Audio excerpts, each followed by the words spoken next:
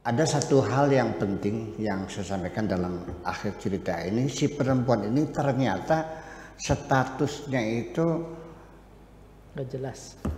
janda bukan, mau dibilang punya suaminya nggak ada, dibilang janda statusnya belum cerai. Nah, ini kan nasib semacam ini kan banyak dialami oleh banyak perempuan. Iya.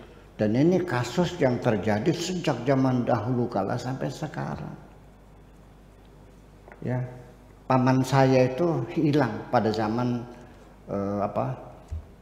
revolusi itu hilang, zaman DI, TII itu hilang, diculik lah hilang. Nah, istrinya bagaimana? Dibilang janda mati, mana bukti bangkainya? Iya. Mau cerai bagaimana, cerai statusnya nggak jelas. Dan ini adalah kasus hukum yang bertele-tele. Dalam satu bahsul masail di sini, karena kebetulan saya ketuanya aja. Bahsul masail itu kumpulan para ulama membahas masalah-masalah yang muncul di tengah masyarakat.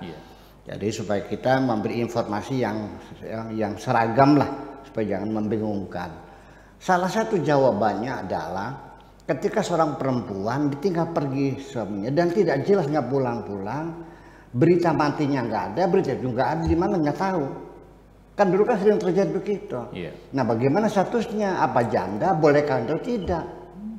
Nah, para teman-teman para ulama itu membawa kitab yang rujukannya itu bahwa statusnya tetap bersuami, nggak bisa kawin lagi. Sampai kapan? Sampai dipastikan mati. Nah, berapa lama apanya? 60 tahunnya gila saya bilang. Ya lu sudah mati dulu orangnya juga. Masa nunggu 60 tahun? Iya kan? Nah, jadi akhirnya menjadi masalah. Iya. Nah, jadi kalau janda mati kan ada keterangan pasti. Iya. Matinya tanggal berapa, di mana matinya, dikuburnya di mana, berarti janda mati. Kalau cerai ya ada pernyataan cerainya, ini nggak ada ya orang hilang. Ini banyak sekali dulu status berjaman DITI dulu dalam revolusi dulu itu kan. Iya. Kan nggak jelas matinya.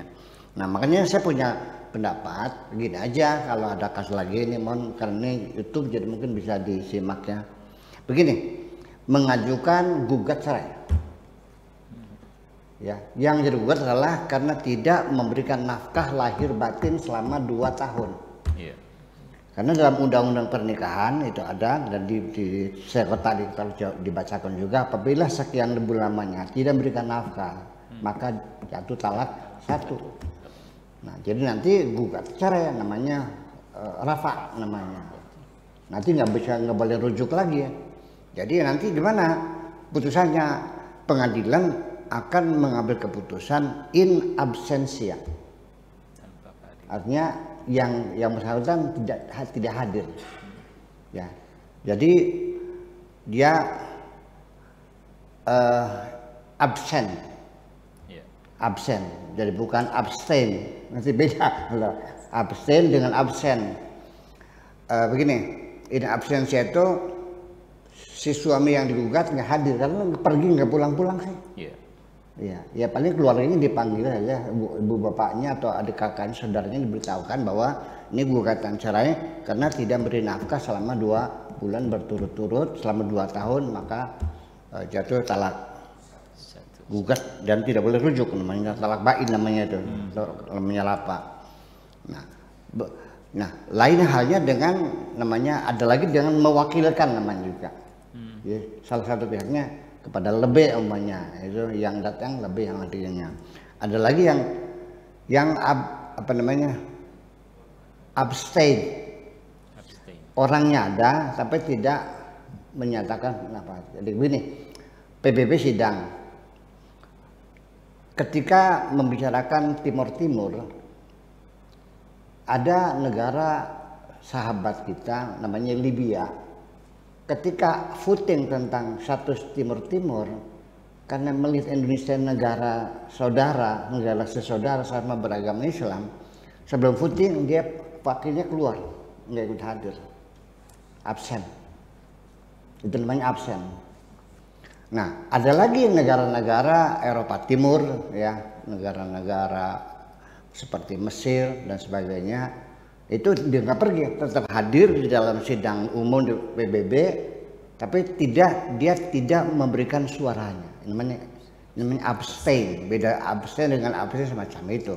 Jadi tanpa kehadirannya itu putusan menjadi sah, kan gitu. Nah, itu nanti kalau sudah ini maka idahnya menjadi salah satu quru. Kalau dasarkan kematian maka idahnya itu arba'atu asyhur dan 2 asyra, 4 bulan 10 hari. Jadi beda ya, karena ada bela sungkawa itu kan untuk kelayakan lah, menimbang rasa ya. Masa suami mati baru sebulan kawin lagi gitu. Jadi 4 bulan 10 hari. Dan ini akhirnya, tapi masih banyak teman-teman ulama yang masih gampang, belum siap menerima pendapat ini, menunggu kepastian. Ya sampai kapan masih? Masa nggak kawin-kawin? Kan kasihan juga masalahnya. Nah makanya mestinya nanti dibikinkan pasal khusus, diusulkan ini dari Kemenak Indramayu mengusulkan ada pasal khusus kasus semacam ini. Nanti automatically ketika suami menghilang tidak datang lagi, tidak ada kepastian, itu segera diambil jadi hukum, itu nanti cerai otomatis dengan pengadilan agama tanpa ada kerujukan ataupun proses yang berlama-lama lagi begitu. Saya kira mungkin seperti itu aja. Ini satu jangan sampai nunggu 60 tahun. Oke, gitu aja lah kira-kira. Ya, terima kasih Buya untuk beberapa penjelasan tentang. Nah, nanti saya sambung lagi sebentar lagi. Iya. Di pendapat mazhab Abu Hanifah. Iya. Ini semacam ini. Seorang istri, suaminya hilang, pergi dan tidak pulang-pulang. Nah, akhirnya bisa diputuskan ya, dianggap mati. Oke, tok kepalu, jadi suratnya jadi janda mati. Ini mazhab Abu Hanifah, janda mati. Oke, bisa terjadi. Tetapi nanti ada masalah. Ketika suami yang dinyatakan mati itu ternyata tidak. Kemudian dia datang, sedangkan dia dengan suami yang baru sudah punya anak 4, kan jadi masalah. Ini hukum. Nah, Imam Abu Hanifah orang yang sangat rasional di sini terjebak, ya, kepleset lah putusannya. Silakan dibaca di Madzhabul Arba'ah, ada situ putusannya.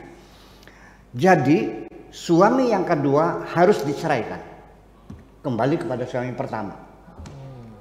Lalu Abu Hanifah, bagaimana anaknya 4? Anaknya berarti anak suami yang lama, yang pertama. Suami yang baru hidungnya pesek, ya. Yang lama hidungnya mancung, anaknya pesek semua. Jadi itulah terjebak. Jadi makanya sekali lagi Pak, fikih itu hanya dugaan. Ya, itu. Jangan dijadikan untuk patokan kebenaran mutlak, nggak ada kok. Hanya dugaan, hasil pemikiran manusia. Ya kalau nggak masuk akal ya jujur dong, jangan ada fanatisme dalam macam ini. Ya udah, salah ya salah, kenapa? Tersinggung nggak?